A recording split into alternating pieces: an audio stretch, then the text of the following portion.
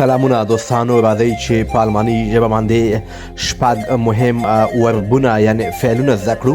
ما سره اول لغت ده وایي ویل، ویلو ته وایي زاګن. بله لغت ما سره ده ګیبن وایي ورکول، یعنې تاسو چاته یو شی ورکوئ یا چا نه څه غواړئ نو ورکولو ته وایي ګیبن. بل وایي غوښتلو ته وایي والن. او بل وایي مخن وایي جوړول. او بل وایي علم پوهه، دې ته وایي وسن. او ما سره آخري لغت ده دوستانو کتلو ته وایو زین.